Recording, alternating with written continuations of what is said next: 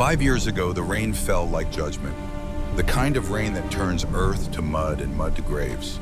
The kind that makes you forget there was ever such a thing as sunlight or warmth or home. Thora Steelheart was 22 years old and she was dying in a ditch. The border skirmish had lasted 3 hours.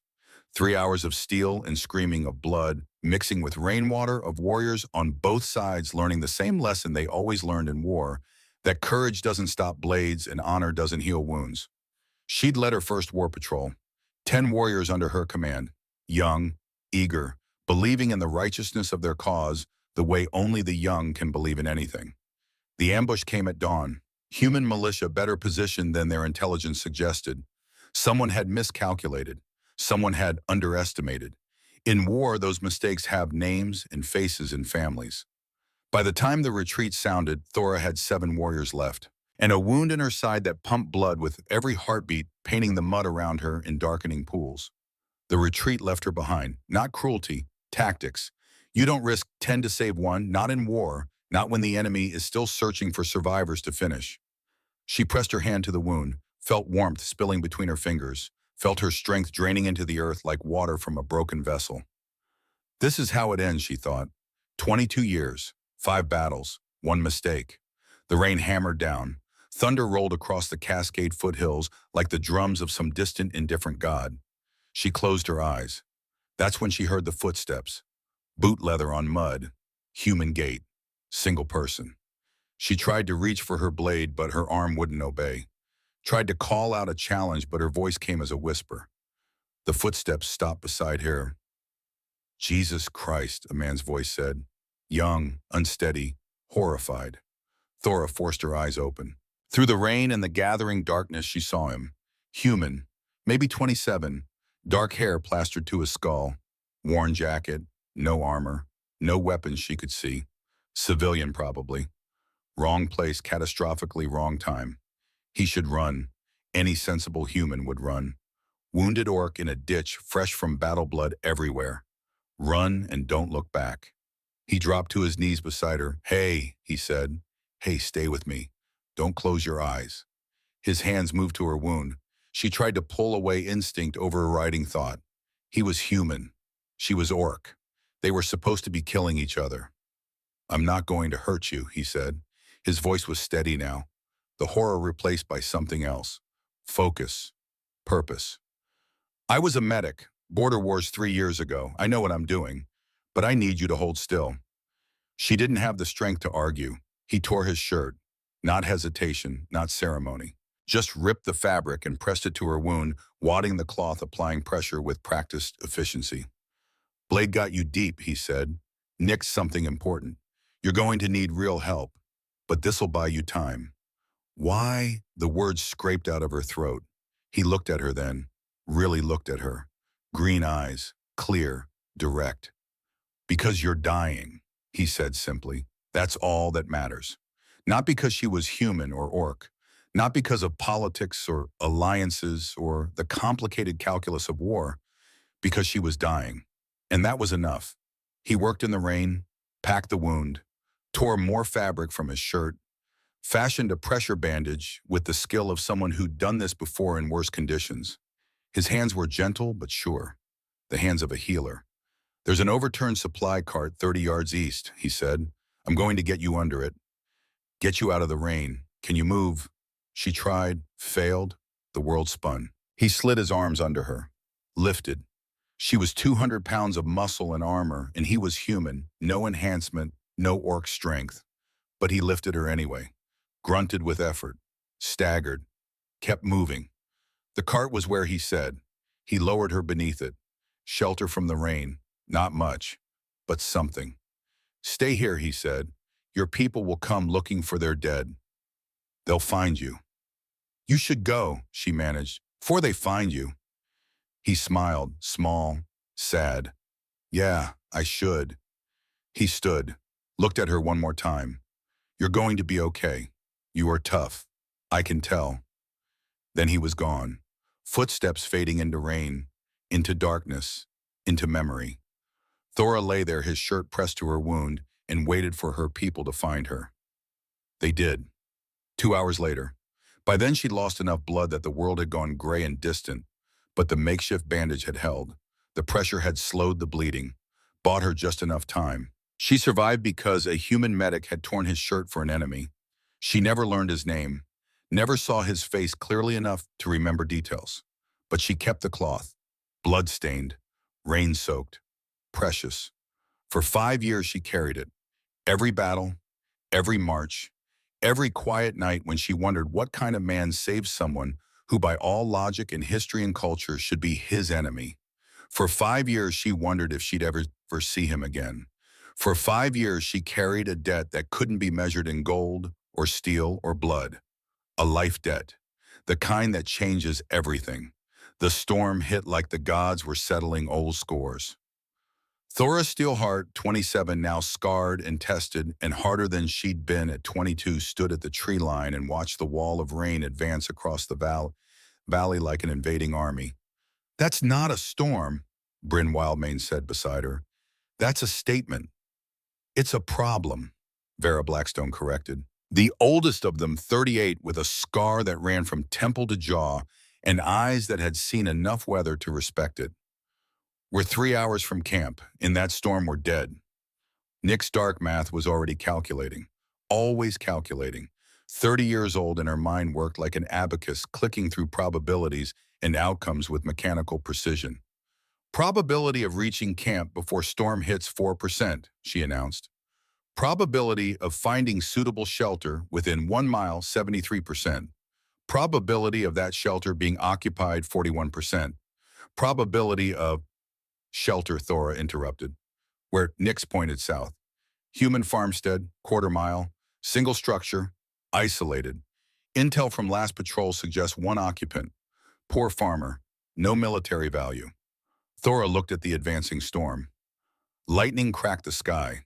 Thunder followed, the kind that you feel in your chest before you hear it in your ears. "We knock," she said. "We ask. We don't raid.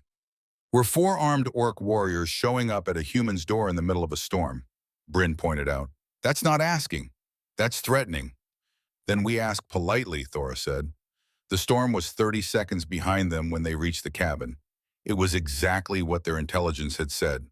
Small, worn, the kind of structure held together by hope and stubborn refusal to fall down. Smoke rose from the chimney. Warm light glowed in the single window. Someone was home.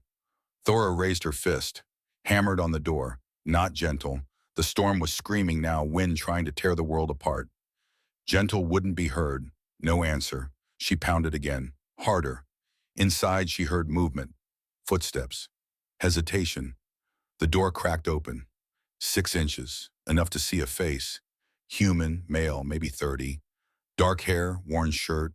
Suspicious eyes that widened when they saw what was on his doorstep. 4 orc warriors, armed, armored, dripping rain. Looking like exactly the kind of problem that shows up in nightmares and border town horror stories. The humans stared at them. They stared back. Lightning split the sky behind them. Thunder cracked like the world breaking in half. "We need shelter," Thor said. Not asking, not threatening, stating fact. The storm. The human looked at her, then at Vera, then at Bryn and Nix, then at the storm, which was now actively trying to murder everything in a 5-mile radius. His hand moved to the door. For a moment, Thora thought he'd slam it shut, lock it, leave them to the storm. He opened it wider instead, stepped aside. "Come in," he said, just like that. No questions, no demands, no visible fear, though there had to be fear. You don't open your door to 4 armed orcs without fear. But he opened it anyway. Thora moved first. Through the door, into the cabin, the others followed. Vera's hand rested on her sword pommel. Not aggressive, just ready. Because this could still be a trap, an ambush, 100 different kinds of disaster. The human closed the door, sealed them in together. 4 orcs and 1 human in a space barely large enough for 3. The cabin was poor, honest poor, not the kind of poor that comes from laziness or bad choices, the kind that comes from bad luck in a world that doesn't care. 3 chickens in a corner coop, Washington, Jefferson, and Franklin. He'd apparently named them after founding fathers, because even in poverty, humans found strange humor. A pot over the fire, watery stew, mostly potatoes. Furniture that had been repaired too many times. Walls that let in draft despite obvious attempts at chinked gaps. But it was warm, dry, shelter. The human grabbed towels, threadbare, patched. He handed them out like hospitality was normal. Like four armed orcs in his cabin was just another Tuesday evening. "I'll get more wood for the fire," he said. "And blankets. I have blankets." Vera watched him with the wariness of someone who'd survived 38 years by never trusting convenient kindness. "You're not afraid," Vera said. Not a question, an observation. The human paused, looked at her. "I'm terrified," he said simply, "but you needed shelter and I have a roof. Seems straightforward." He moved to a chest, pulled out blankets, handed them to Nyx, who took them with the careful precision she brought to everything. "There's stew," he said, gesturing to the pot. "Not much, but it's hot." "You're offering to feed us?" Bryn couldn't hide her surprise. "You're in my home during a storm that sounds like it's trying to punch holes in reality," the human said. "Yes, I'm feeding you. That's just—" He paused. "That's just what you do." Thora stared at him, something about his voice, something about the way he moved, something about the gentle certainty in his hands as he arranged blankets and checked the fire. Something familiar. But that was impossible. She'd never been to this part of the border, never seen this cabin, never met this human. Still, something. The storm raged outside. Inside, an awkward silence settled over the space. Four warriors and one farmer, all acutely aware they were from different worlds, different sides, different everything. Nyx broke the silence with numbers. Probability of roof collapse, 17%. Probability of storm passing by dawn, 89%. Probability of— "Do you always do that?" the human asked. Not rudely, curious. "Always," Nyx said. "Probability is certainty's closest cousin." "What's certain is we're dry," Vera said. "And you're showing us hospitality despite every reason not to." "Why?" The human looked at her. "Would you rather I didn't? I'd rather I understood." "Storm's trying to kill you," the human said. "I'm not about to help it." It was then that Thora noticed his arms, bare in the warm cabin. And on his left forearm, visible in the firelight, a scar. Old, well-healed, long. The kind you get from a blade that got closer than it should have. The kind you get in war. "You were military," Thora said. Not a question. He looked at her, really looked at her for the first time. His eyes moved over her face, lingered, moved on, like he was searching for something and not finding it. "Medic," he said. "Border wars, 3 years.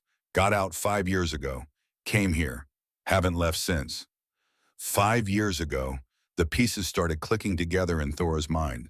5 years ago, this part of the border. A medic, a human medic who'd been in the border wars and gotten out right around the time of the skirmish where she'd nearly died in a ditch. Her hand moved to her side, to where the scar lived under her armor. The scar she'd carried for 5 years. The scar that had a matching story, a matching moment, a matching debt. She looked at his face again. Older now, weathered by 5 years of poor farming and isolated living. But the eyes were the same. Green, clear, direct. The same eyes that had looked at her in the rain and said, "Because you're dying, that's all that matters." "Thora, Vera's voice, concerned. "What's wrong?" Loving was wrong, everything was right. Possibly incredibly against all probability and logic, everything was right. The human who'd saved her life. The medic in the rain. The man whose shirt she'd carried for 5 years. He was right here, in this cabin, in this moment. And he didn't recognize her. Of course he didn't. 5 years ago, she'd been covered in mud and blood and rain, barely conscious, face half hidden. Just another dying orc in a ditch. He'd saved her and left. Probably never thought about her again. Why would he? But she'd thought about him. For 5 years. And now she had to decide, tell him or stay silent. The storm hammered the roof. The fire crackled. 3 chickens clucked softly in their corner. The world continued turning, waiting for her decision. "Your name," Thora said. "What's your name?" "Declan," he said. "Declan Graves." Declan Graves, the name of the man who'd saved her life. the name she'd never known. I'm Thora Steelheart, she said, stood, stepped toward the fire, toward the light, toward truth. 5 years ago, there was a skirmish. Thornwood Valley, border territory, dawn, rain, bad ambush, worse retreat. Declan's expression shifted, memory stirring. I remember. I was hunting nearby, heard the fighting, stayed hidden until it was over. After it was over, Thora continued, you found someone, an orc, wounded badly, bleeding out in a ditch. His eyes widened, the memory crystallizing. You. Me. Silence. Absolute. Even the storm seemed to quiet waiting. You were dying, Declan said softly. I hoped, but I didn't think you'd make it. Thora reached into her armor, into the small pouch she kept against her heart, pulled out the cloth, blood-stained, 5 years old, faded brown where blood had dried, still bearing the shape of torn fabric, the desperate bandage that had saved her life. She held it up. Your shirt. Declan stared at the cloth, at the evidence of a moment 5 years past, a moment he'd probably relegated to memory filed away under things I did that didn't matter. But it had mattered. To her, it had mattered more than gold or glory or any of the things warriors were supposed to value. You kept it, he said. I carried it, Thora corrected. Every battle, every march, every night, for 5 years. Bryn whistled low. Sister, that's a life debt, Vera finished. Her voice had changed, gone formal. Thora, if you're saying what I think you're saying, I'm saying this human saved my life, Thora said. 5 years ago. Didn't ask my name, didn't ask my clan, didn't ask her payment or promise or anything. He saw someone dying, and he helped. She turned to her sisters, to the warriors who'd followed her through fire and blood, to the witnesses she needed for what came next. In orc tradition, a life debt is sacred, more than gold, more than steel, more than blood oath. She paused, let the words settle. I've carried this debt for 5 years. Now I'm here. He's here, and I can finally pay it. Declan raised a hand. You don't owe me anything. I was a medic. Helping wounded is what medics do. You helped an enemy, Thora said. That's not duty. That's choice. Still don't need payment. I'm not offering payment. Thora looked at Vera, at Bryn, at Nyx, at the 3 warriors who'd witnessed everything. I'm offering claim. The word hung in the air like a blade suspended before the fall. Bryn's eyes went wide. Nyx stopped calculating mid-probability.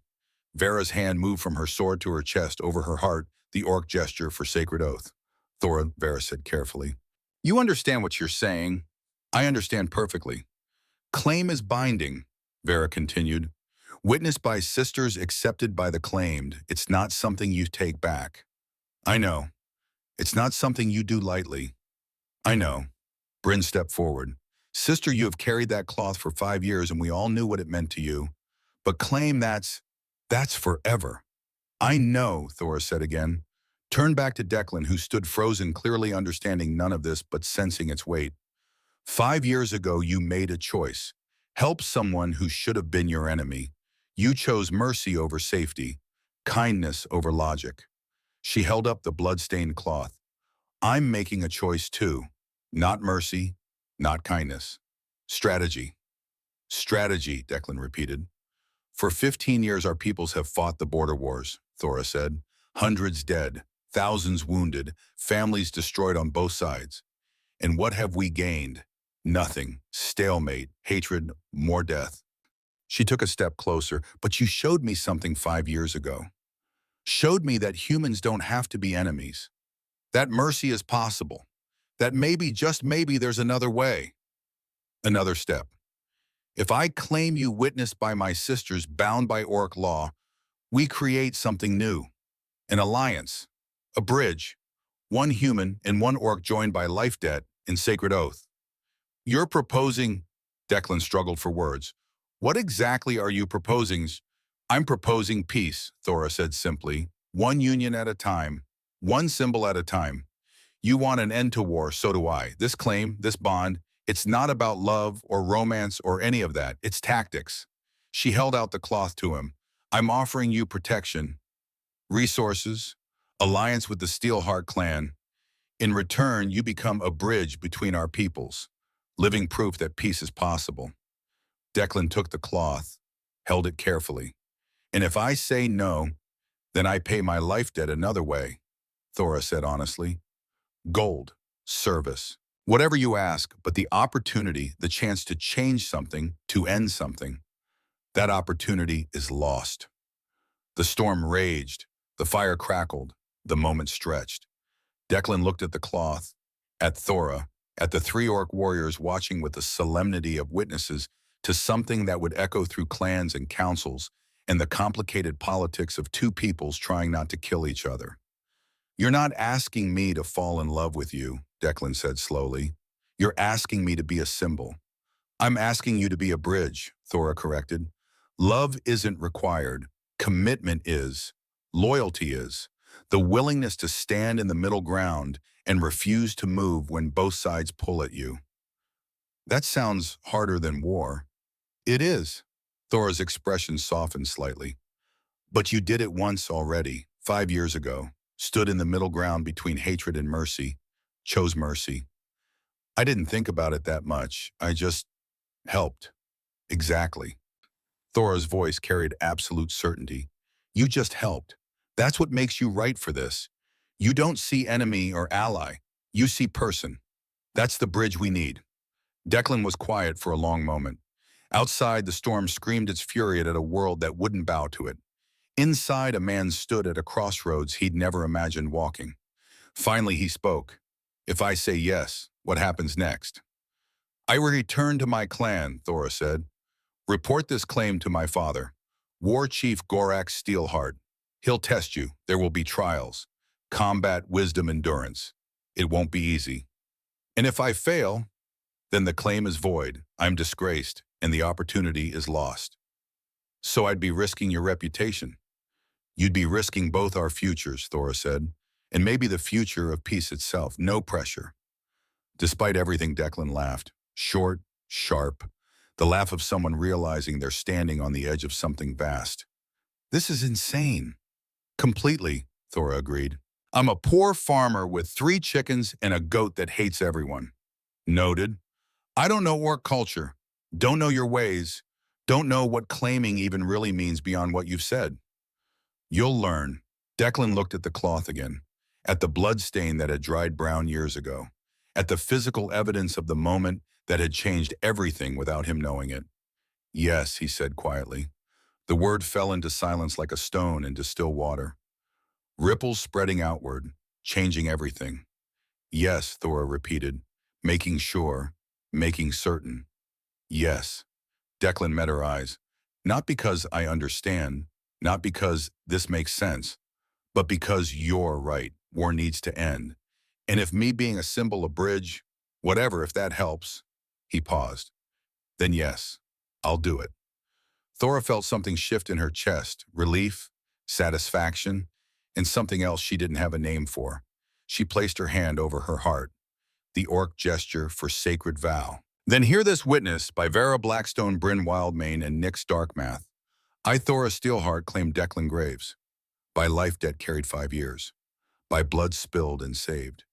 By the mercy shown when mercy was impossible. Her voice rang with formality. He is mine. I am his shield. I am his strength. I am his bridge to my people. This claim is made freely. This claim is witnessed. This claim is binding. She lowered her hand, looked at her sisters. Witnesses. Witnessed, Vera said solemnly.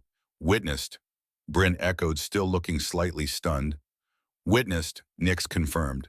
Probability of this claim changing the course of border politics, 74%. Probability of... We get it, Nyx, Bryn muttered. Thora turned back to Declan. It's done, you're claimed. We're bound. The formal ceremony will come later after my father approves. But this right here, this is the moment that matters. Declan stood there holding the blood-stained cloth, looking like a man who just agreed to something vast and terrifying and maybe possibly important. So what now, he asked. Now, thou. Thora glanced at the pot over the fire, at the watery stew. Now we eat, because I've been marching for 6 hours and I'm starving. The tension broke. Not completely, but enough. They ate. Watery stew that was more water than substance. Divided 5 ways, it was barely enough to count as a meal. But it was warm, shared, and in the sharing something shifted. Vera told stories of battles. Bryn showed off her collection of interesting rocks, each one taken from a significant fight. Nix calculated the exact probability of the roof lasting through the storm, now up to 83%, which she considered comforting. And Thora sat beside Declan close enough that their shoulders almost touched. The blood-stained cloth now rested on the mantle above the fire. A symbol, a promise, a beginning. 3 weeks, Thora said as the storm finally began to ease. Maybe 4. Time for me to return to clan report, get my father's approval. Then we'll come back. All of us, the whole clan. How many is that? Declan asked. About 200. Declan choked slightly on his stew. 200 orcs showing up here. You're joining Steelheart clan, Thora said. They need to meet you, test you, decide if you're worthy. And if they decide I'm not, Thora met his eyes, then I fight them because my claim is my word, and I don't break my word. The storm passed. Dawn came cold and clear. The world looked washed clean, born again, ready for something new. Thora and her warriors stood at the door. Time to leave.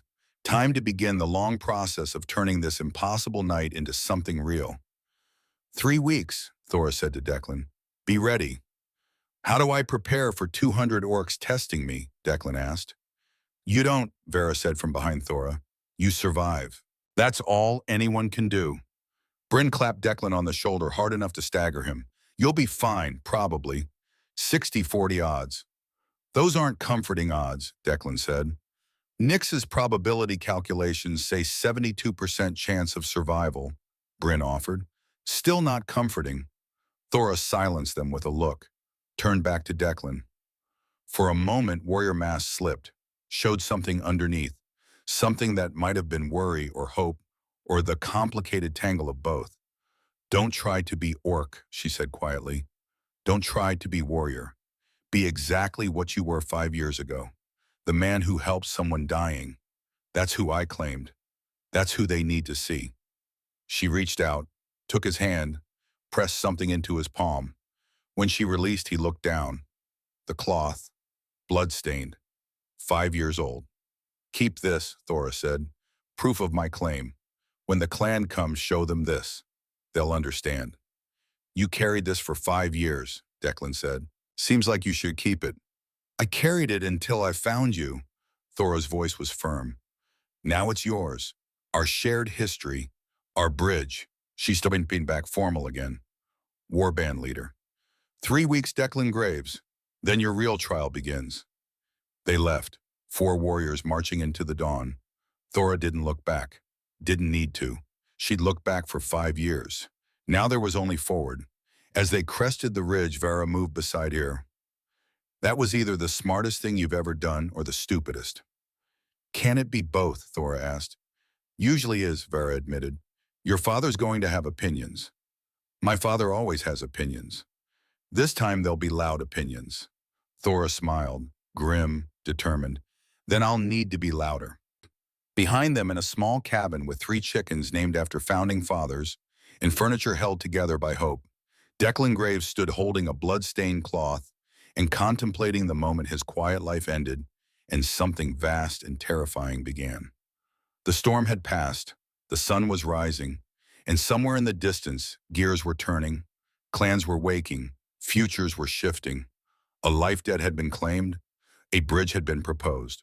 A war-torn world had been given one small, impossible chance at something different. One blood-stained cloth at a time. One storm at a time. One yes at a time. Sometimes peace requires warriors willing to fight for it. And sometimes it requires farmers brave enough to say yes when yes makes no sense at all. The story had begun. The real test would come. But in that moment, walking through dawn light with her sisters beside her, and a claim binding her to a future she couldn't predict, Thora Steelheart felt something she hadn't felt in 5 years. Hope. The Steelheart clan occupied the northern ridges of the Cascade Range like a fortress carved from stone and will.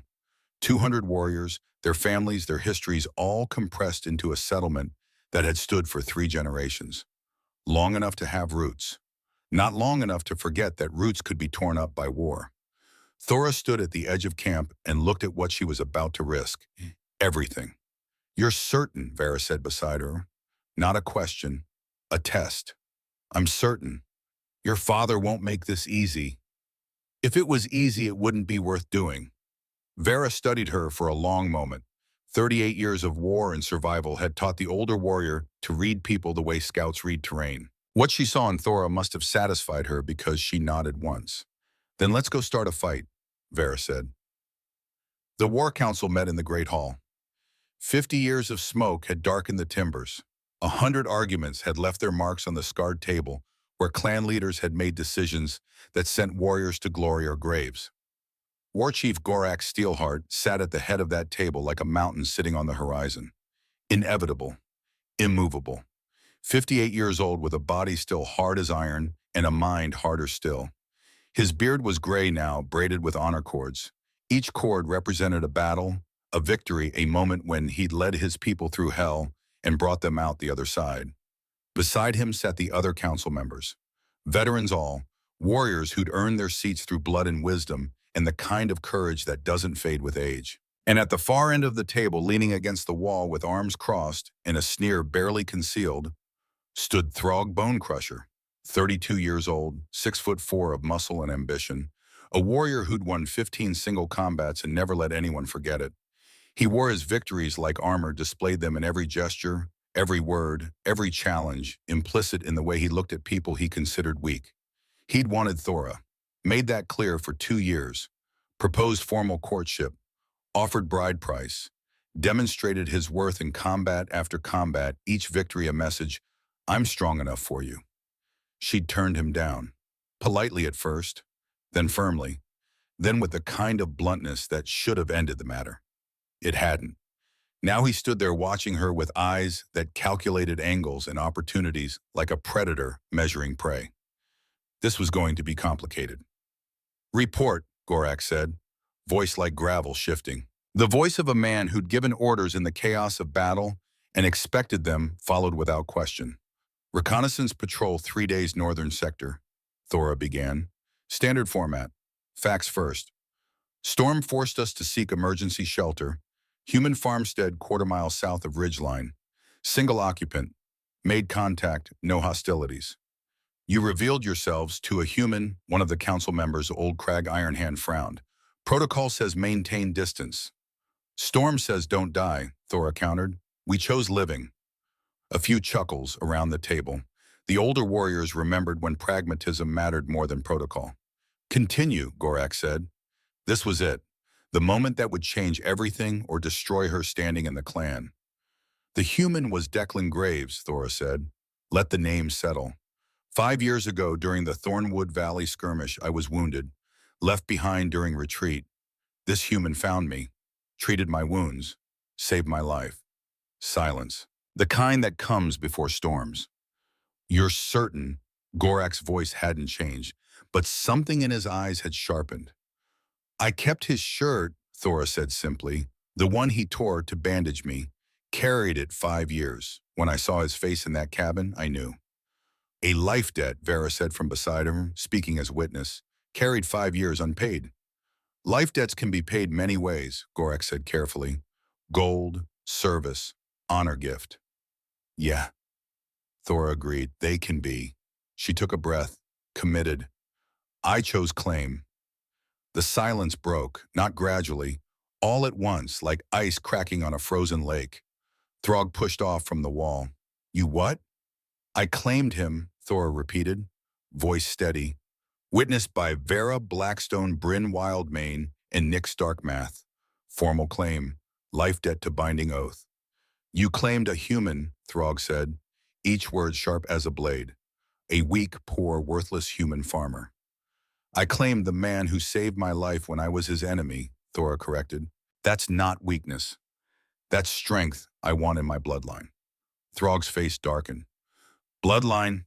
You're talking about breeding with—" "I'm talking about alliance," Thora cut him off. Cold, clear, about showing both our peoples that peace is possible, about being more than warriors who die in pointless border skirmishes. Pointless, Throg's voice rose. You dishonor every warrior who fell defending our lands. I honor them by trying to make sure no more fall, Thora shot back. How many more have to die, Throg? How many more until you're satisfied? Until our enemies are defeated? Our enemies are humans. There are millions of them. We number thousands. The math doesn't work. It never worked. Gorak's fist hit the table. Once. The sound cut through argument like an axe through rope. Enough, the war chief said. Looked at Thora. You made this claim. Witnessed. Formal. Yes. You understand what you're asking. If I approve this, you bring a human into our clan. Make him family. Make his people potentially our people. Change everything we've known. I understand. And if he fails the trials, if he proves unworthy, then I'm disgraced. My judgment is questioned. My standing falls. Thora met her father's eyes. I accept that risk. Gorak studied her, father and war chief warring in those old eyes. The man who'd raised her versus the leader who had to think of 200 lives depending on his decisions. Why, he asked finally, why this human? Why this risk? Thora had prepared for this question. Had 3 weeks of thinking through tactical arguments, political necessities, strategic advantages. She threw them all away, told truth instead, because for 15 years we've been at war. And what have we won? Territory that shifts with every season. Pride that costs blood, honor that doesn't feed families. She paused. And because when I was dying in that ditch, he didn't see orc or human. He saw someone who needed help. That's the world I want to live in. Sentiment, Throg spat. Weakness. Wisdom, Vara said quietly. There's a difference with Shimru. Gorak leaned back. The chair creaked under his weight. Around the table the council watched, waiting for the war chief's judgment. The human will be tested, Gorak said finally. 4 trials, combat, wisdom, endurance, sacrifice. He passes all 4, the claim stands. He fails anyone, the claim is void. And Thora's disgrace is public, Throg added, almost eager. And my daughter faces consequences, Gorak agreed. Looked at Thora. You accept these terms? I accept. Then send word to your human. 3 weeks. Tell him to prepare. Gorak's expression was unreadable. Tell him the trials will be harder than anything he's faced. And tell him, a pause. Tell him not to embarrass my daughter. 200 miles south in a town called Cascade Falls, Commander Garrett Blackwood sat in his office and read the same report 3 times. Each reading made his jaw tighter. 52 years old, military veteran of the border wars. Lost his son Thomas in a post-war skirmish 8 years ago, 2 years after the official wars ended. But the violence had never really stopped. Thomas had been 23, young, brave, stupid in the way young men are stupid charging into battle, like glory was something you could hold in your hands.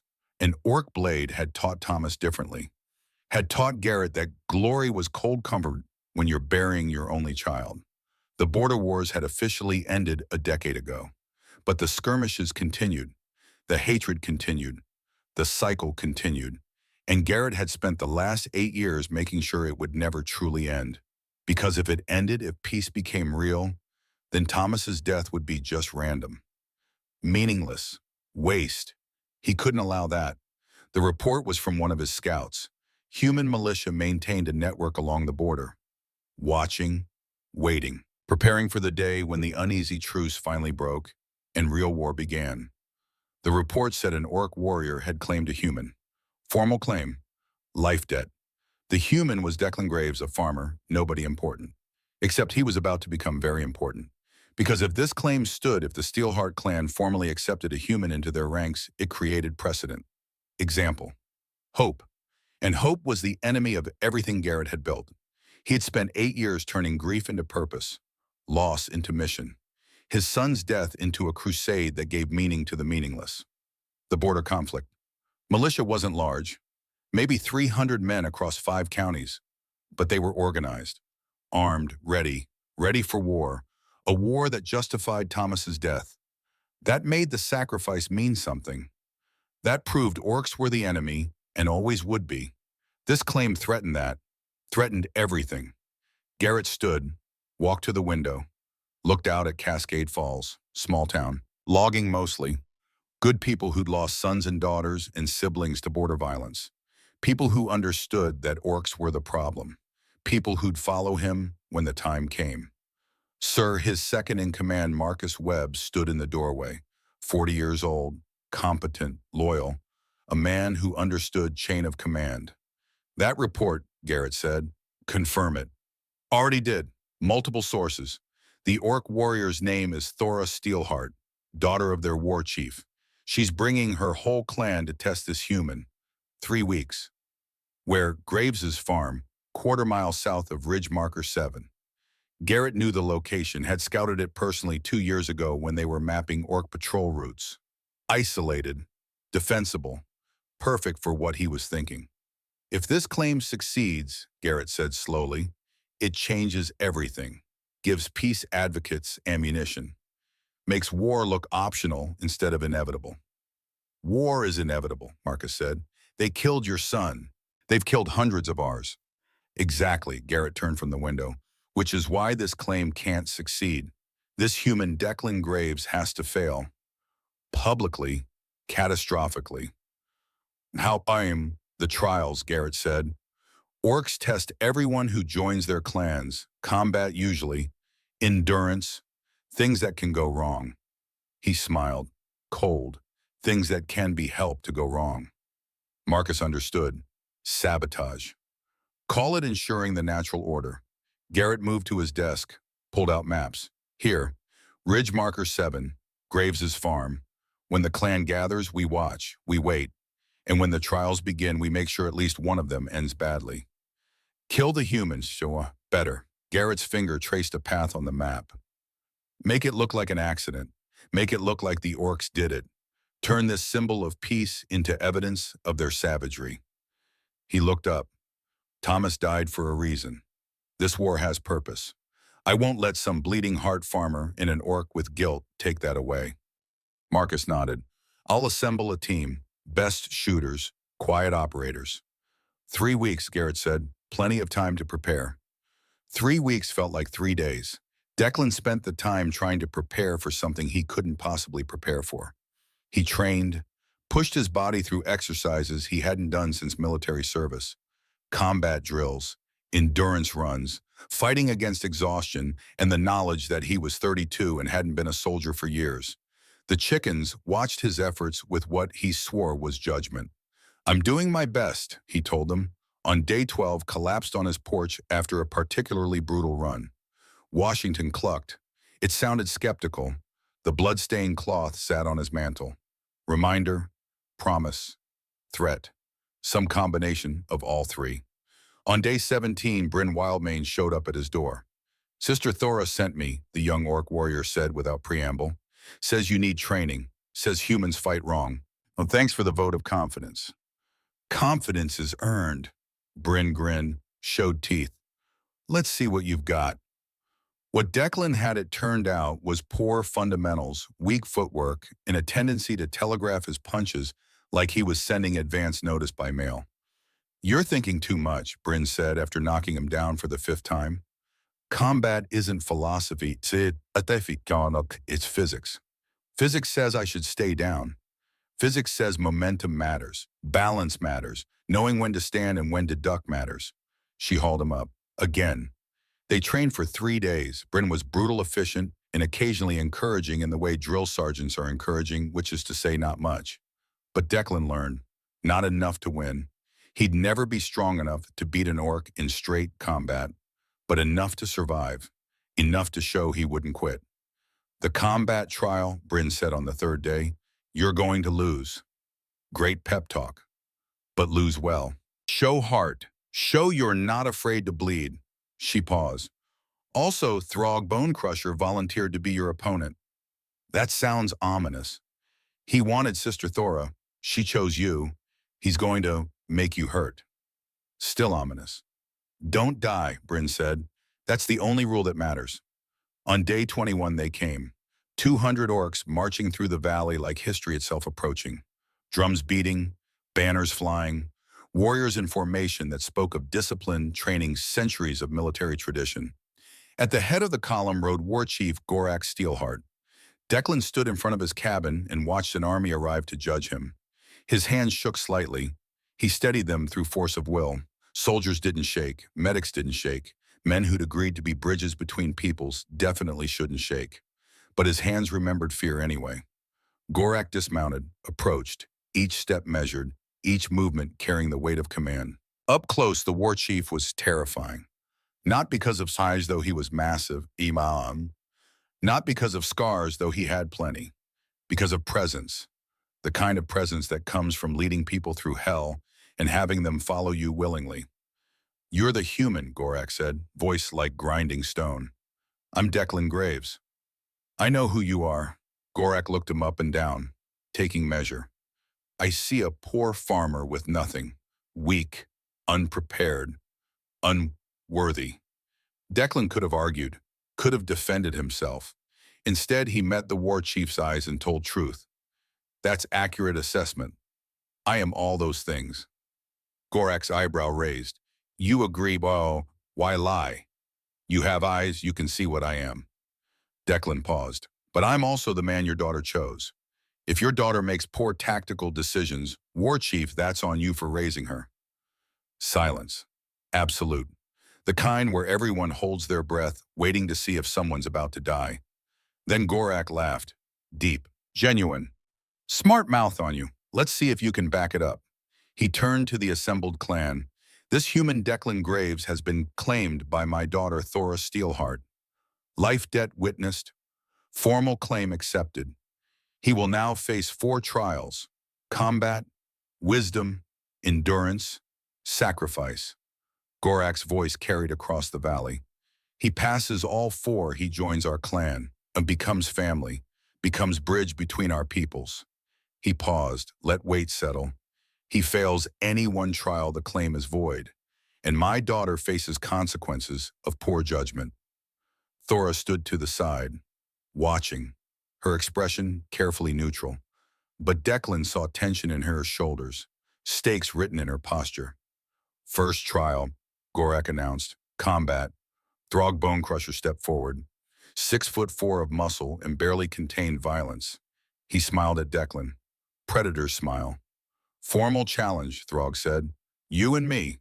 First blood surrender or unconsciousness." "Those are generous rules," Declan said. "I'm feeling generous." Throg's smile widened. "Today." The circle formed, warriors creating an arena with their bodies. Traditional. Ancient. The kind of space where honor was tested and weakness revealed. Declan stepped into the circle. His training with Bryn felt inadequate. His preparation felt like building a sandcastle before a tidal wave. But he stepped in anyway. Throg moved like liquid violence, fast for his size, precise.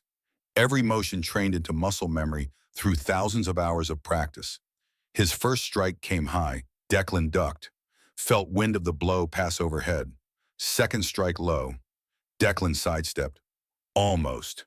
Fist clipped his ribs. Felt like being hit with stone. Third strike, center mass. No dodging this one. Took it full. Went down. The clan watched. Silent. Judging. Declan stood up. Throg's expression showed surprise. Then annoyance. "Stay down, human." "Not how this works," Declan said. They fought, if it could be called fighting. Declan was overmatched in every way that mattered. Strength, speed, training, experience. Throg was a warrior at peak. Declan was a farmer who'd been a medic once. But Declan had one advantage. One thing Bryn had drilled into him over 3 days. He knew how to take damage. Medics learn it backward. How to fix broken bodies teaches you how bodies break, where the vulnerable points are, how to protect them, how to fall so nothing vital breaks, how to turn a killing blow into something survivable. Throg hit him. Again. Again. Blood from a split lip. Blood from a broken nose. Blood where a strike had open skin above his eye. And Declan kept standing up. "Stay down." Throg's composure cracking. This wasn't how it was supposed to go. The human was supposed to fold, supposed to quit, supposed to prove weakness. No, Declan said through blood. Thora watched from the circle's edge, her knuckles white where she gripped her sword hilt. Vera beside her had placed a restraining hand on her shoulder. You can't help him, Vera whispered. This is his test. He's being destroyed. He's surviving. Watch. Throg came in for finishing blow. Full power, meant to end this. Declan didn't dodge, didn't block. He stepped inside the strike. Too close for full force.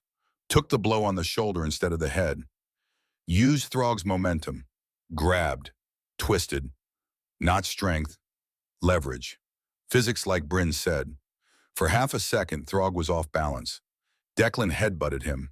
Not elegant, not trained, just desperation and blood in the memory of close quarters combat from war. Throg staggered back, nose bleeding, shocked. The clan erupted, not cheers, something else. Acknowledgement. The human had landed a blow. Poor blow, weak blow, but a blow nonetheless. Enough, Gorak's voice cut through.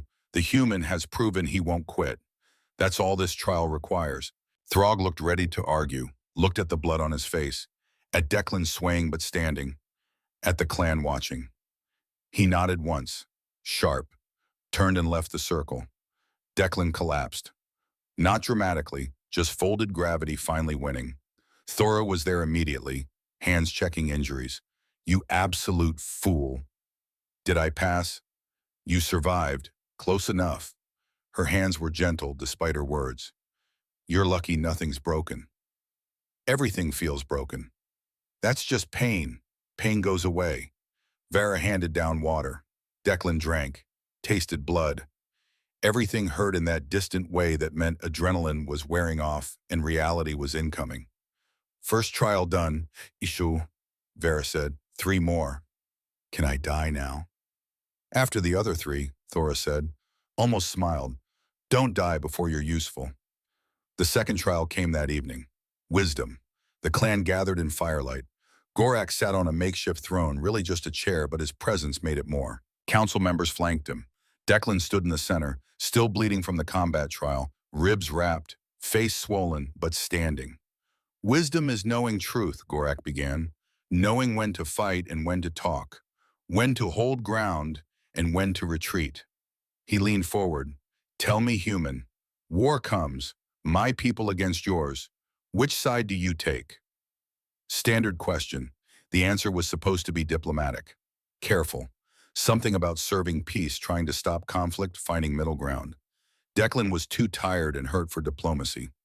Neither, he said, flat, direct. I'd fight to stop the war. Pretty words, but when steel meets steel, you choose a side. No. Declan met the war chief's eyes. I know war. Served 3 years as combat medic. Got out 5 years ago. Saw enough blood to fill rivers. Saw enough death to populate graveyards. He paused, and I learned something. War serves the people who profit from it, not the people who die in it. Throg spoke up from the side. Coward's philosophy. Survivor's experience, Declan corrected. You know what killed most people in the border wars, not combat? Disease, infection, starvation. The war destroyed infrastructure, poisoned wells, burned crops. Both sides suffered. Both sides lost. He turned to face the whole clan. You ask what side I'd choose. I choose the side that says this is stupid. That says whatever we're fighting over isn't worth the cost we're paying. Bold words for someone who lost his family to our kind, Gorak said quietly. The clan went silent. How did he know Declan hadn't mentioned Thornwood to anyone except Thora? Yes, Declan said. I'd lost my family. Thornwood massacre. 13 years ago, I was 19, home from school. They died while I was there. Our farm burned, my parents, my sister, all gone. He took a breath. Let pain show. No point hiding it. Official report said orc raid. Brutality typical of your people. Used that massacre to fuel recruitment for years. Proof that orcs were savages who couldn't be trusted. And yet you saved one of us, Gorak said. And yet I saved Thora, Declan agreed. Because 5 years ago I looked at her dying in that ditch and I didn't see an orc. I saw someone who needed help. He paused. But lately I've been thinking about Thornwood, about that night. I was 19, terrified, in shock. But years later, after I became a medic, after I learned to read wounds and trauma patterns, I started remembering details that didn't fit. Details like what? Thora's voice. Focused. The killing was too precise, Declan said slowly, working through memory. My father was a community leader, spoke at town halls, advocated for peace negotiations. The raiders who came went straight for our house, bypassed neighbors, burned us specifically. That's not raid tactics. That's assassination. He looked at Gorak and the wounds I saw on my father's body. I was too young to understand then, but thinking back with medics' knowledge, they were execution wounds. Professional, not battle fury, calculated. He shook his head. I saw the weapons afterwards scattered around. They looked like orc blades, right style, but wrong weight distribution, wrong wear patterns. Later as medic, I handled real orc weapons. These were different, disguised human steel. The silence was absolute now, dangerous. You're saying Thornwood was false flag? Gorak's voice had gone very quiet, very dangerous. That humans framed us.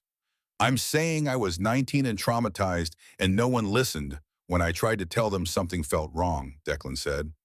I'm saying the official story gave recruiters exactly what they needed. An enemy to hate, a reason to fight, justification for endless war. That's conspiracy theory, someone said from the crowd. That's tactical thinking, Declan countered. Who benefits from Thornwood, not orcs? You got blamed, hunted, pushed back. Who benefits? People who need war to continue. People who profit from conflict. People who lose power if peace breaks out.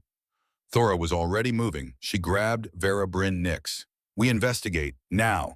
Thornwood records, patrol logs from that night, everything. Thora, Gorak started. If he's right, we've been bleeding for a lie, Thora said, her voice hard as iron. If he's right, someone orchestrated a massacre and blamed us. I need to know. Gorak studied his daughter, then Declan, then made a decision. Investigate, he said, quietly, carefully, report to me directly. He turned to Declan. Your wisdom isn't pretty, but it's honest, and it makes me think. Trial passed. The next morning, Thora's investigation team left before dawn. Declan watched them go, feeling like he'd opened something that couldn't be closed. The third trial came 2 days later. Endurance trial, Gorak announced. You and Thora, into the mountains. 48 hours. Return with Cloud Peak herb from the High Valley. What's Cloud Peak herb? Declan asked. Rare plant, grows only above tree line. Medicinal properties. Gorak's expression was unreadable. Also a test. The journey requires teamwork, trust, partnership, things a claim should have. Thora checked her gear. We leave at noon. They climbed in silence for the first hour. Thora setting pace, Declan keeping up through stubbornness and residual military fitness. His ribs still hurt from the combat trial. Every breath was a reminder of Throg's fists, but he kept moving. At the first rest stop, Thora spoke. You think someone orchestrated Thornwood? Who? I don't know. I was 19. All I remember is chaos and fire and loss. But you remember the wrong details. The weapons, the tactics. Medics training. You learn to observe. Wounds tell stories. Weapons leave signatures. Declan drank from his canteen. The wounds on my father were precise, professional. Not battle fury, execution. Thora absorbed this. My team is checking patrol logs. If we weren't there, records will show it. Records can be altered. Not ours. We carve patrol routes in stone, literally. Tradition dating back centuries, hard to fake stone. They climbed higher, the air thinned, mountains rose around them, ancient and indifferent. At night, they made camp on a narrow ledge. Fire kept small to avoid attention. Why did you really claim me? Declan asked in the darkness. Thora was quiet for a long moment. Life debt, strategy, alliance, all true. But for 5 years I carried your cloth over my heart. Her voice was softer than he'd ever heard it. Told myself it was duty, honor, obligation. But maybe, she paused, Maybe I wanted excuse to find you again. See if the man who saved me was real or just trauma making saints out of strangers. And, still deciding, she looked at him across the fire. You're braver than you should be. Stood up to Throg. Spoke truth to my father. Following me into mountains despite being wounded. Pause. But you're also human. This claim might destroy us both. Might save us both too. Optimist. Medic. We're trained to hope. Thora smiled. Small. Real. Then her expression shifted. Down. She moved. Fast. Pulled at Declan behind Boulder just as the first gunshot cracked the night. Rock exploded where they'd been sitting. Modern rifle. High-powered. Professional. Ambush, Thora hissed. This isn't trial. More shots, muzzle flashes from 3 positions. Coordinated. Trained. Human militia. Declan recognized the patterns. They're trying to kill us. Thora's blade was out. They're trying to kill you. Make it look like accident. Destroy the claim. Who'd be that opposed to peace? People who profit from war. Thora's eyes were hard. Stay down. I'm going hunting. She moved like shadow and violence. Combat isn't ceremony for orcs. It's physics and biology and terrible efficiency. The first shooter never saw her coming. Just shadow, then blade, then silence. The second got a shot off. Bullet caught Thora's shoulder, near where her old scar was. She grunted, kept moving, reached him in 3 seconds. He went down hard. The third realized what was happening. Ran. Got 10 yards before Thora's thrown knife took him in the leg. He fell, screamed, fell silent when she reached him. Declan emerged from cover, moved to Thora, medic mode engaging despite fear and adrenaline. You're hit. It's shallow. It's bleeding. Sit down. She sat. Let him work. The bullet had carved a furrow through muscle, painful but not critical. Declan packed it with cloth torn from his shirt.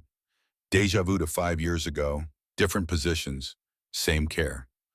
Third time you've saved me, Thora said quietly. You saved me tonight. Still counts. She looked at the bodies. Someone sent them. Trained shooters, good equipment. This was planned. One shooter was still alive, leg wound, bleeding but survivable. Declan went to him. The man was young, maybe 25, scared. Who sent you? Declan asked. Won't tell you nothing. You're bleeding out. I'm a medic. I can help, or I can let physics take its course. Declan's voice was flat. War had taught him how to be cold when necessary. Who sent you? The man looked at Thora, at her blade still dark with blood. Decided truth was better than silence. Commander Blackwood, he gasped, said you had to fail. Said the claim was threat to everybody. Said, he coughed, said the cause required it. What cause? Thora demanded. War, the border conflict militia. We're ready, just waiting for excuse. Blood flecked his lips. Your peace threatens that. Can't have peace. Peace means we were wrong. Declan looked at Thora. Blackwood. I know that name. He runs militia operations in Cascade Falls. Why target us? Because peace makes war look optional, Declan said slowly. Understanding crystallizing. If we succeed, if this claim stands, it proves humans and orcs can cooperate. That maybe all the death was unnecessary. He's invested in war, Thora finished. Invested in us being enemies. She stood, winced as her shoulder protested. We go back. Now. This changes everything. They carried the wounded shooter, moved fast through darkness. Thora fired emergency flare. Green fire arcing up into night. Signal for help. Gorak and warriors met them at dawn. Saw blood, saw bodies, saw fury in Thora's eyes. The trial was sabotaged, Thora reported. Human militia. Tried to kill us. She pushed forward the wounded shooter. He confessed. Commander Garrett, Blackwood sent them. Blackwood, Gorak's expression darkened. I know him. Lost son in the wars. Blamed us. Swore vengeance. He's getting it, Thora said, through continued conflict, and our claim threatens that. Declan stepped forward. Permission to speak, War Chief, Gorak nodded. If Blackwood sent shooters to stop this claim, what else has he done? Declan asked. What else would he do to keep war going? He paused, let implications sink. Thornwood, 13 years ago. Massacre blamed on orcs. Who benefits? The silence stretched. Terrible. Heavy with implications. Vrahara, Gorak's voice was granite. Your investigation. What did you find? Vera stepped forward. She'd returned that morning. Her face was grim. We found the patrol logs, carved stone. That night, our nearest patrol was 50 miles north. We weren't anywhere near Thornwood. Someone framed us, Gorak said slowly. Someone murdered humans and made it look like our work, Vera agreed. Created atrocity, built hatred, ensured war would continue. Blackwood, Thora said. He had motive, means, opportunity. He's military. He knows tactics. He could organize false flag. That's speculation, one of the council members said. That's tactical analysis, Thora countered. And it's testable. We dig into Blackwood's history, his finances, his militia's formation, find the proof. Gorak looked at Declan, at Thora, at the wounded shooter who'd confirmed conspiracy. The endurance trial, he said finally. You both survived, worked together, protected each other against the threat. That's partnership. He nodded. Trial passed. He turned to his council. We have one more trial. Sacrifice. But first we have bigger problem. His voice carried across the assembled clan. Someone has been making us enemies, making humans and orcs kill each other, building war on foundation of lie. He looked at Declan. Your claim isn't just about peace between you and my daughter. It's about revealing truth, about ending cycles of violence built on manipulation. Yes, Declan said simply. Then we make your final trial count, Gorak decided. Tomorrow we finish this. And then, his smile was hard, cold. Then we have conversation with Commander Blackwood about what he's done and what he's going to pay. That night, Thora found Declan sitting outside his cabin, looking at stars. His ribs hurt, his face hurt, everything hurt. She sat beside him, shoulder bandaged, exhausted, but present. One more trial, she said. Sacrifice, Declan replied. What do you think they'll ask? Something that tests commitment, loyalty, willingness to give up what matters. I don't have much to give up. You have yourself, Thora said quietly. That might be what they ask for. They sat in silence. Above them, stars wheeled in their ancient patterns, indifferent to human or orc concerns, indifferent to war or peace or anything except gravity and time. Thank you, Declan said finally. For what? For claiming me, for this K, for making me matter again. Thora looked at him. You mattered before, you just didn't know it. How do you figure you saved a life 5 years ago, set events in motion that might end a war? That's not small, that's everything. She stood, offered hand. Come on, tomorrow's final trial. You should rest. He took her hand, let her pull him up. For a moment they stood close, her hand warm in his. Connection, partnership, something building that neither had named yet. One more trial, she said again. Then we change the world, or die trying. Those are dramatic options. Welcome to clan life, Thora said, almost smiled. Everything's dramatic. She left him there under stars. Tomorrow would bring the final test, and after that reckoning with Garrett Blackwood and whatever truth lay buried under 13 years of hatred. But tonight Declan Graves stood outside his cabin and felt something he hadn't felt in years. Purpose, direction, the sense that his life was part of something larger than 3 chickens and lonely nights. The storm had brought Thora to his door. The trials had forged them together, and tomorrow would decide if that forge produced weapon for peace or shattered both of them trying. One more trial, then everything changed. The stars wheeled overhead. Time moved forward, and in the mountains an old warrior sharpened his blade and planned reckoning with a man who'd built empire on lies and blood. The story was reaching its crisis point. The third act approached, and nothing would ever be the same. Dawn came cold and clear, the kind of morning that felt like the world holding its breath before something significant. The entire Steelheart clan gathered in the natural amphitheater below Declan's cabin, 200 orcs arranged in ceremonial formation. Witnesses to the final trial, judges of whether a human farmer could truly join their ranks. War Chief Gorak Steelheart stood at the center, 58 years of leadership carved into his posture. Beside him, the council members, veterans all. Warriors who'd earned the right to judge worthiness. Thora stood to one side, formally separate. This wasn't her trial. She'd made her claim. Now Declan had to prove it valid. But her hand rested on her sword hilt. Ready, because something felt wrong. The air carried tension beyond ceremony, a charge like electricity before lightning. Declan stepped into the circle. 3 trials passed. Combat where he'd survived, wisdom where he'd spoken truth, endurance where they'd fought off assassins together. One trial remained. Sacrifice, Gorak announced. His voice carried across the assembled clan. The final test. The hardest test. Because it asks not what you can do, but what you're willing to lose. He looked at Declan. To join our clan, to bond with my daughter, you must leave your human life behind. Your land, your home, your identity. You will live with us, follow our ways, become orc in all but blood. The demand hung in the air, absolute, uncompromising. Declan looked at his cabin, the structure he'd built with his own hands, the land he'd worked for 5 years, the last connection to his family, to the life before war, took everything. Gorak continued, this isn't symbolic. If you accept, you pack nothing, take nothing, leave it all. Your past ends. Your future begins with us. Total sacrifice. Everything he owned. Everything he was. All of it surrendered for a claim he barely understood 3 weeks ago. Declan opened his mouth to respond. Thora spoke first. No. Every head turned. Gorak's eyebrows rose. Throg Bonecrusher, standing with the council, smiled like he'd been waiting for this. Thora's failure? Public. Witnessed. Daughter, Gorak said carefully, you interrupt the trial. I interrupt injustice, Thora said.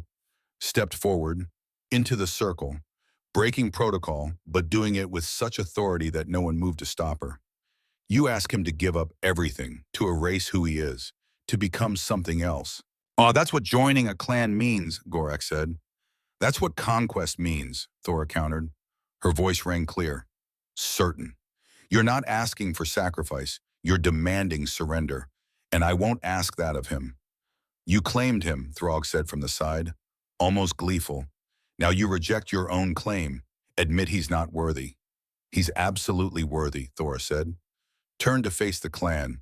He's worthy because he's exactly who he is, human, farmer, medic who saved an enemy, man who spoke truth about Thornwood when silence would have been easier. She looked at Declan. I claimed him as he is, not as what he might become if we break him down and rebuild him in our image. That's not alliance, that's domination. Back to Gorak. You taught me strategy, Father. Taught me that strong alliances preserve what each side brings, that forcing conformity creates resentment, not loyalty. You're saying he keeps his cabin, his land, his human identity. Gorak's tone was unreadable. I'm saying we build something new, Thora said. Not him joining us, not me joining him. Both of us creating bridge, meeting in middle. That's what real partnership looks like. Silence. The clan watched. This wasn't standard trial procedure.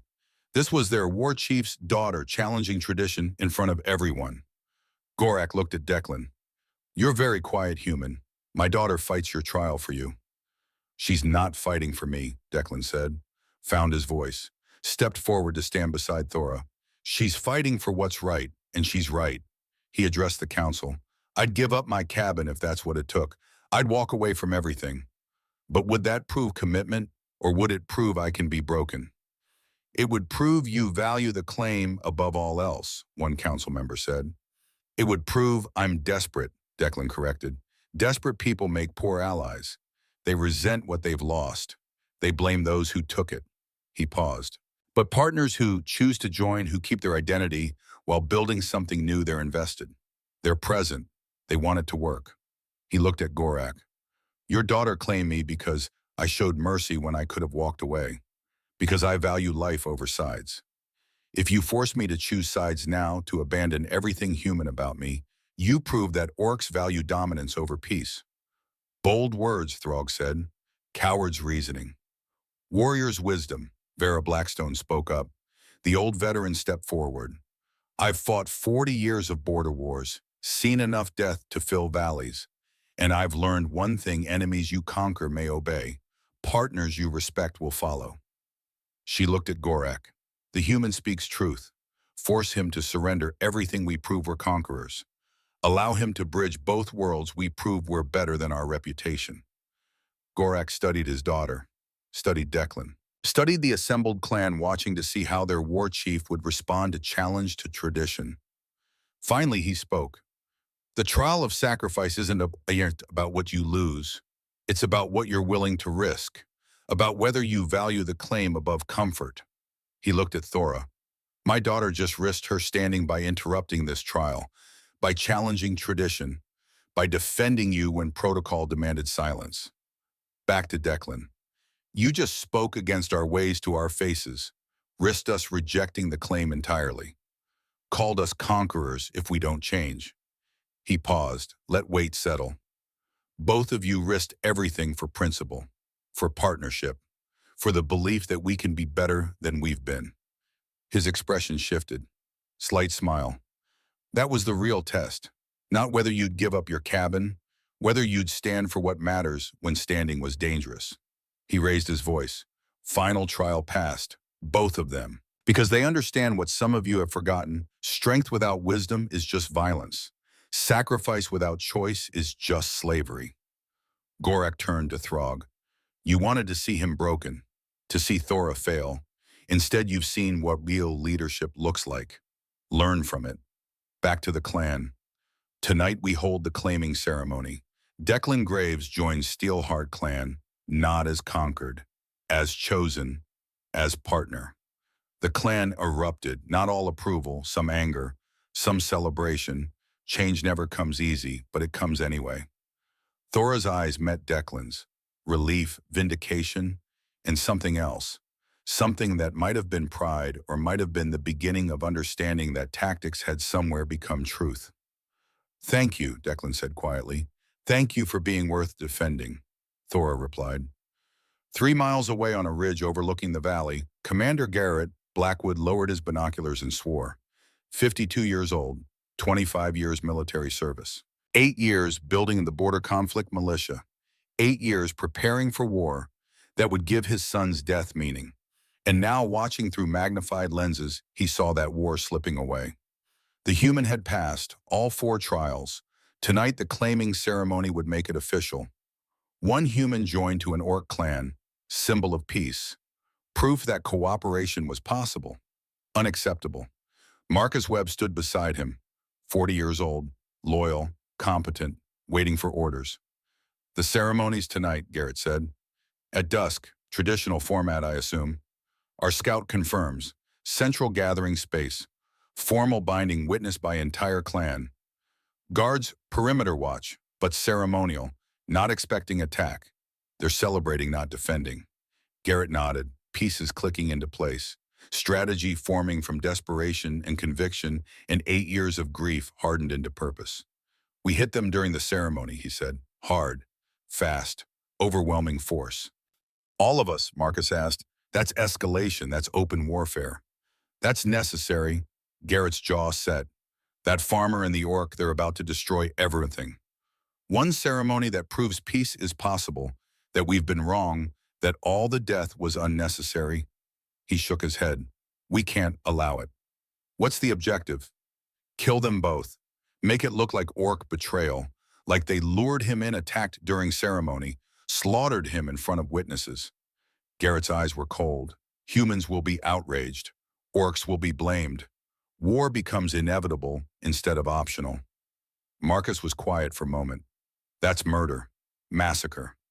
That's tactical necessity, Garrett corrected. Thornwood worked, gave us 8 years of recruitment, funding support. One more massacre, bigger this time, witnessed by survivors who'll tell the story we need. He looked at Marcus. We'll have our war. Finally. Properly. And Thomas's death will have meant something, Garrett said quietly.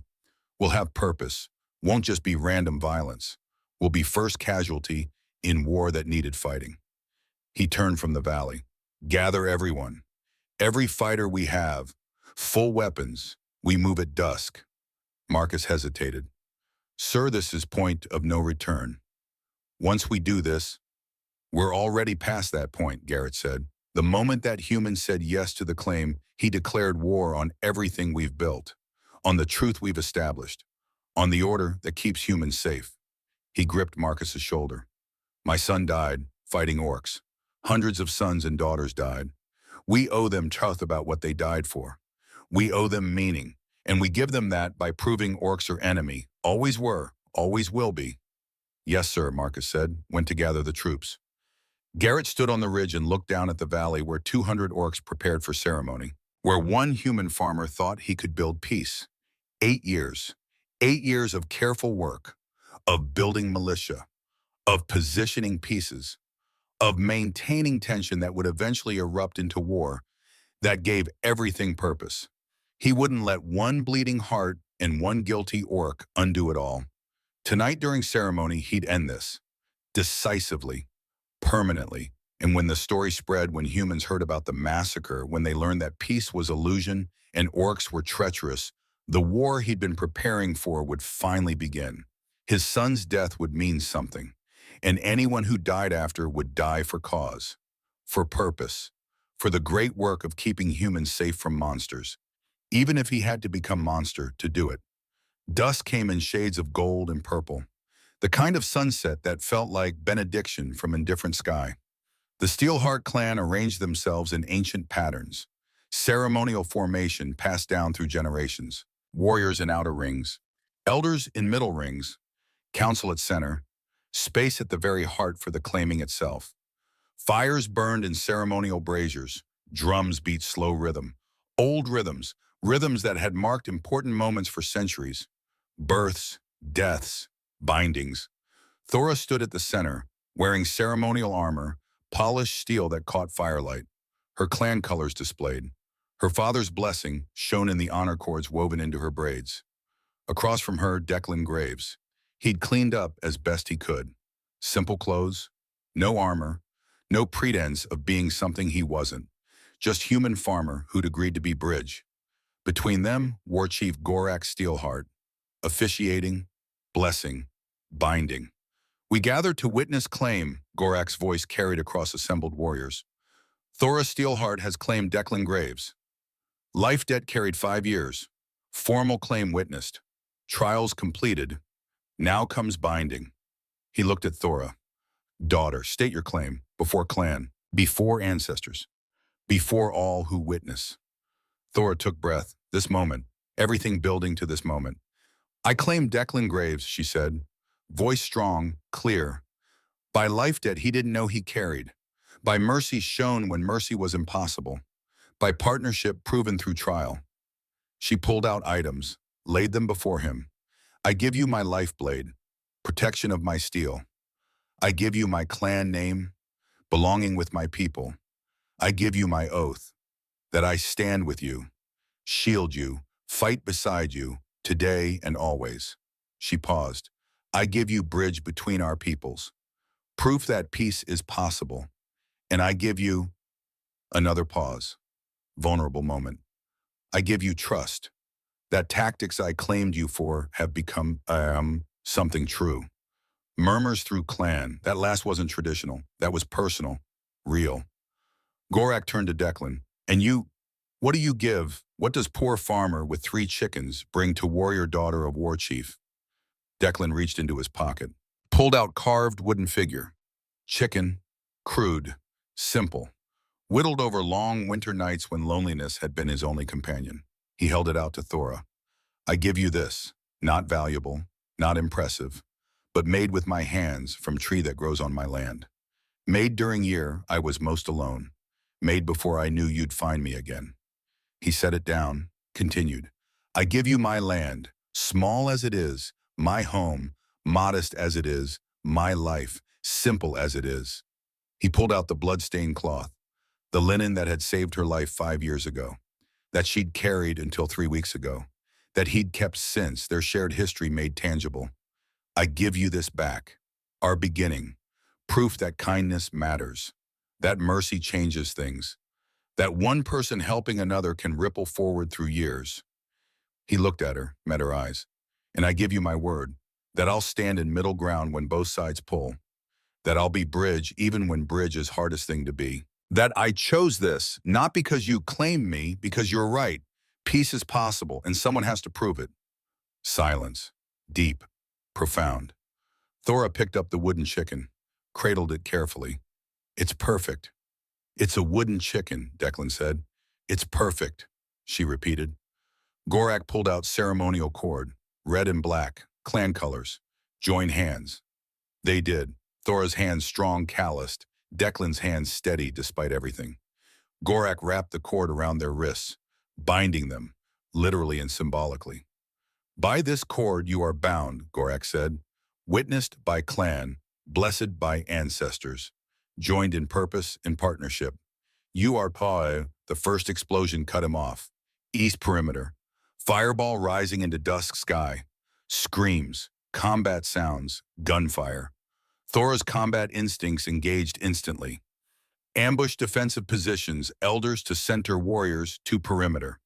The clan moved, trained, disciplined. Celebrations forgotten. Warriors remembering they were warriors. More explosions. West perimeter. North. Coordinated attack. Professional. Planned. Figures emerging from tree line. Humans. Making. Military formation. Maybe 60 fighters. Full combat gear. Moving with precision of trained unit. Garrett Blackwood's voice boomed across valley. Amplified. That orc has lured you to slaughter. This is trap. Get out now while... Liar, Declan's voice, strong, carrying. You orchestrated this. You killed my family. You've been building war on lies. Garrett's response was gunfire. Concentrated burst where Declan stood. Thora moved, faster than thought. Shield up, taking rounds, protecting Declan. Her armor sparked where bullets hit. Modern rifles versus ancient steel. Steel held, barely. Vera north flank. Thora's commands cut through chaos. Bryn gets civilians clear. Nix count their forces. Give me numbers. She turned to Declan. Stay with my father, your target. They want you dead. They want us both dead. Then we don't die. She drew her blade. Defend the ceremony space. Don't let them reach center. The battle began in earnest. 60 militia against 200 clan warriors. Numbers favored orcs. But militia had modern weapons. Range advantage. Tactical positions on high ground. Blood on both sides. Orc warriors fell. Militia fighters fell. Violence solving nothing but creating more violence.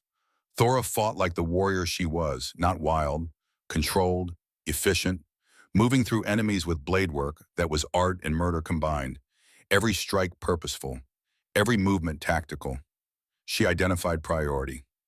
Garrett Blackwood, standing on ridge, commanding, orchestrating. End him. End this. Vera, you have command. Keep them contained. Thora started moving, upslope, toward Garrett. I'm going for their leader. She fought through militia lines, took wounds. Minor, painful, irrelevant. Target mattered. Not damage taken reaching it. Garrett saw her coming, smiled, cold. There she is, the orc who thinks she can change the world. I'm the orc who's going to end you, Thora said. Close now, blade ready. You're the orc who destroyed everything. Garrett drew his own blade, military issue. Well maintained, he knew how to use it. My son died fighting your kind. 8 years ago. Thomas Blackwood. 23 years old. Good kid, brave, stupid brave. I'm sorry for your loss, Thora said. Meant it, but that doesn't justify this. Justify? Garrett laughed, harsh. I'm not looking for justification. I'm looking for purpose. My son died. Hundreds died. Thousands. All that death needs to mean something. So you make more death, Thora circled, looking for opening. That's not honor. That's not purpose. That's just grief gone rotten. Call it what you want. Garrett attacked. Fast, skilled, former military showing training. But tonight I end your bridge, kill your symbol, prove orcs can't be trusted. They fought, blade against blade. Thora was better, younger, stronger, but Garrett was desperate, grief-driven, reckless in ways that made him dangerous. Behind them down in Valley, Declan saw what was happening, saw Thora fighting Garrett, saw militia closing in on her position, saw her isolated, vulnerable. He grabbed weapon from fallen militia fighter. Rifle. Loaded. He'd been medic. But before medic, he'd been soldier. Muscle memory didn't forget. Gorak grabbed his arm. You're not warrior.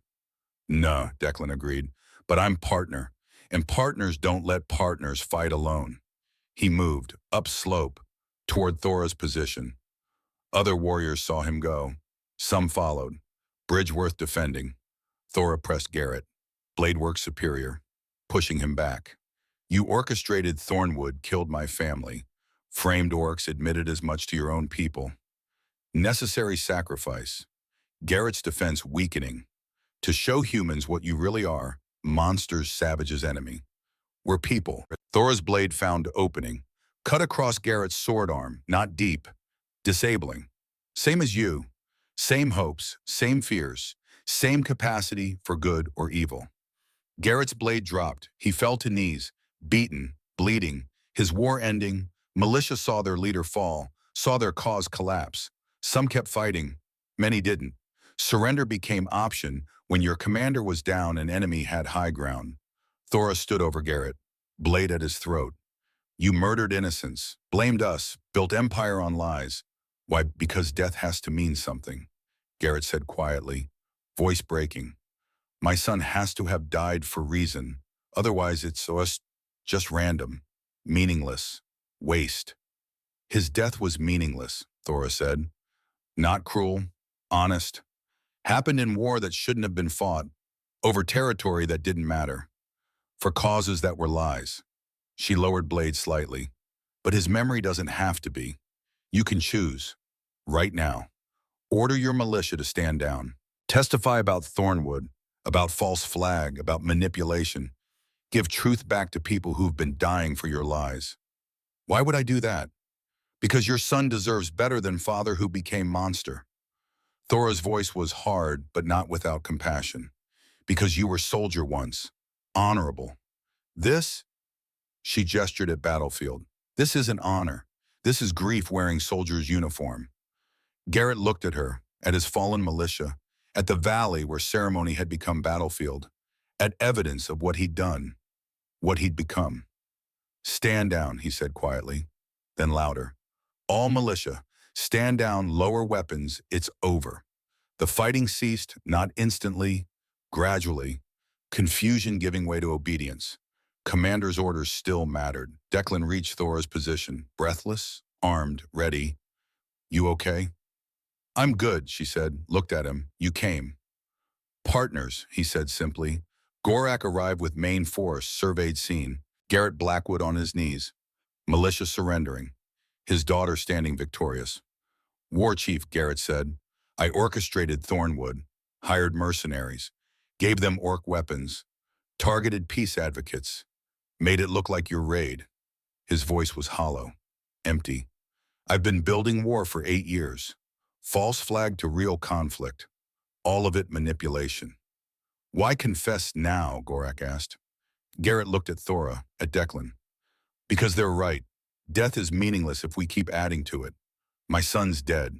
Nothing changes that. But maybe, his voice broke, maybe I can stop more sons from dying. Gorak signaled warriors. Secure him. Secure all militia. They'll face judgment. Human courts first. They're human criminals, but clan will have say in sentence. He turned to Thora, to Declan. Your ceremony was interrupted, attacked, nearly destroyed. And you, he looked at his daughter with something that might have been pride. You commanded defense, defeated enemy, extracted confession, ended threat. We ended threat, Thora corrected, nodded to Declan. Both of us. Gorak smiled, small, rare. Both of you. He raised voice to clan. Warriors casualties, Vera reported. 7 wounded, 2 serious, none dead. Militia casualties. 12 wounded, 3 dead, rest surrendered. Gorak nodded, acceptable numbers. As acceptable as battle casualties ever were. 10 wounded, theirs and ours, secure prisoners. He looked at ceremony space, fire still burning, cords still around Thora's and Declan's wrists from interrupted binding.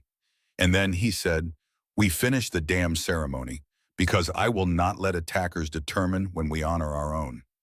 Garrett Blackwood was taken into custody that night. He would face trial in human courts for murder conspiracy for orchestrating the Thornwood massacre that had killed Declan's family and countless others. 13 years of lies unraveling. His militia disbanded, their weapons confiscated. His cause exposed as manipulation built on grief and blood. He'd spend his remaining years in prison, his son's memory forever tainted by what he'd become. Sometimes the cost of truth is paid by those who tried to bury it beneath mountains of bodies in rivers of blood. They reconvened as dusk deepened to night. Wounded treated, dead honored, prisoners secured. Battle ended but not forgotten. The clan gathered again, more solemn now. Blood on ground, smoke in air, price of peace literally paid. Thora and Declan stood at center, still bound by cord, never removed despite chaos. Symbol accidentally becoming more meaningful. They'd fought together, defended together, survived together, while literally tied together. Gorak raised his hands. Tonight we were attacked. Forces sought to destroy claim, sought to prove peace impossible. He paused. They failed, because two people stood together, one orc, one human, both refusing to let hate win. He looked at them. Thora Steelheart, Declan Graves, you fought beside each other, protected each other, led together. That's what binding means, not ceremony, not ritual, action, choice, commitment. He tightened the cord around their wrists. You're already bound. Battle proved it. This, he gestured at ceremony, this is just making official what's already true. To clan witness binding, Thora Steelheart and Declan Graves, joined by life debt, by trials, by blood, by battle, by choice freely made. He unwrapped cord, took Thora's hand, took Declan's hand, joined them. In our tradition, binding is partnership, equal, mutual, two becoming stronger together than apart. He stepped back. You are bound. Welcome to Steelheart Clan, Declan Graves. You've earned it, defended it, bled for it. The clan cheered, not all enthusiastic, some still skeptical, but honest, real, change accepted even if not loved. Thora and Declan stood there, hands joined, surrounded by warriors who'd fought with them, who'd seen them lead, who'd witnessed bridge being built in fire and blood. So, Declan said quietly, we're married now. Bound, Thora corrected. Orc don't have marriage, we have partnership, witness, commitment. Sounds like marriage with different words. Marriage ends, partnership evolves. She squeezed his hand. You're stuck with me now. Could be worse, could be better too. I'm difficult. I've noticed, she smiled, real smile. Not warrior, not leader, just Thora. Thank you for coming after me, for standing with me, for being worth defending. Thank you for claiming me, Declan said, for seeing bridge instead of enemy, for changing everything. They kissed, not dramatic, not movie perfect, just two people who'd fought for right to be together. Claiming moment that was theirs. The clan cheered again, louder now, celebration earned, peace fought for, bridge built. 5 years later, Thornwood Bridge Settlement, named after the massacre that had once divided them. Now symbol of unity. Population 432. Mixed. Human and orc. Families who'd chosen peace over war. Who'd decided bridge was worth building. Not perfect. Still tensions. Still arguments about whose customs took precedence. Still cultural clashes that required patience and diplomacy and occasional shouting matches. But functional. Growing. Proof that two peoples could share space without killing each other. Thora Steelheart stood on porch of cabin that had expanded. Part Declan's original structure. Part orc construction. Blended architecture. Neither pure human nor pure orc. Something new. She was 32 now. War chief of Combined Defense Force. Humans and orcs serving together. Protecting settlement. Maintaining peace. Still warrior. But warrior with different mission. Declan was 37, still farming, now with help, teaching mixed groups of human and orc children about medicine, about crops, about working together. 3 chickens had become 30. Washington, Jefferson, and Franklin had died of natural causes years ago, been replaced by Lincoln, Roosevelt, and Tubman, because Declan's naming scheme continued a small rebellion against forgetting where bridges came from. And in the yard, two children played, son 3 years old, daughter 6 months. Hybrid genetics creating features that were both and neither. Green-tinged skin on the boy, human eyes on the girl. Bridge-made flesh, storm clouds gathered on horizon. Spring storms, regular, natural, not metaphorical. Knock on door, Thora answered. Young human woman stood there, soaking wet. Behind her, young orc man, protecting her, both running from something. Please, the woman said, we need shelter. There's people chasing us. We just want to be together, but Thora's son appeared at the door, 3 years old, didn't hesitate, hadn't been taught this, just knew it. Come in, storm's coming. You shouldn't be outside. The couple entered, grateful, desperate, hopeful. Thora looked at her son, saw kindness given without thought, saw a bridge being built by next generation without being taught, just doing it because that's what you do. Declan appeared from back room, saw new arrivals, understood immediately. I'll make tea. You're safe here. The young woman started crying, relief. Thank you, thank you. We didn't know where else to go. My family won't accept him. His clan won't accept me. Everyone says it's wrong, but it's not wrong, Thora said. Voice firm, Kendeman. It's hard, but not wrong. She gestured to Declan, to their children, to settlement visible through window. Everything worth building is hard, she smiled. I'm Thora Steelheart. This is Declan Graves, and you're safe here.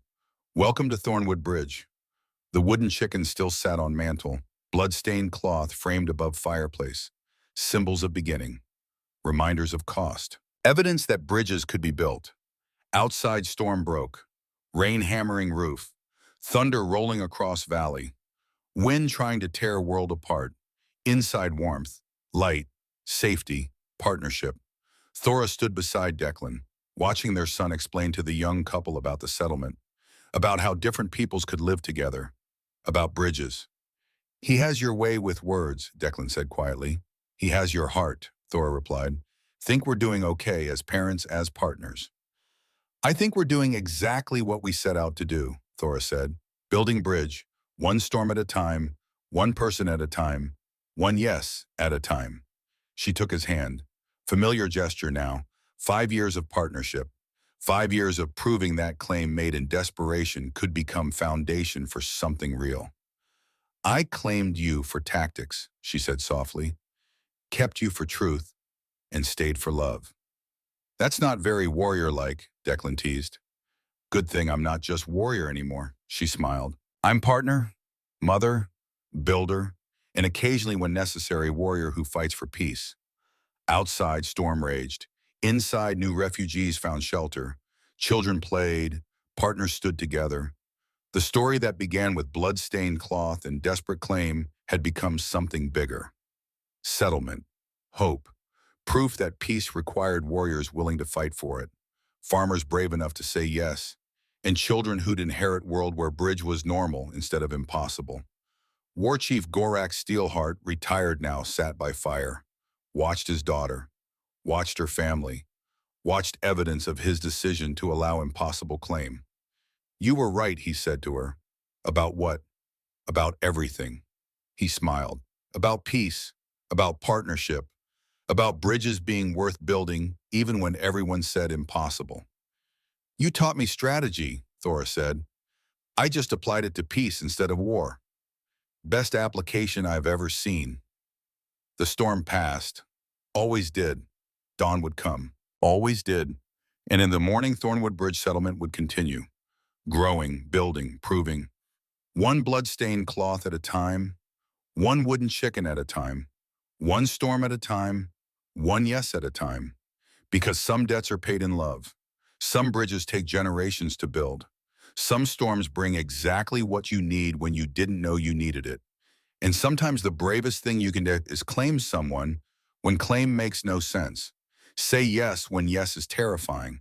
Stand in middle ground when both sides pull. Thora Steelheart had claimed Declan Graves 5 years ago. Life debt carried, Partnership forged, bridge built, and in building it, they changed world. One person at a time, one family at a time, one settlement at a time. The story ended, the legacy began. And somewhere in the distance, another storm gathered. Another knock would come, another refuge would be needed, and the children of Thornwood Bridge would answer the door. No hesitation, no fear. Just kindness learned from parents who'd proven that peace was possible. If you were brave enough to fight for it, build for it, claim it, and never let go. The end and the beginning. Always both, forever.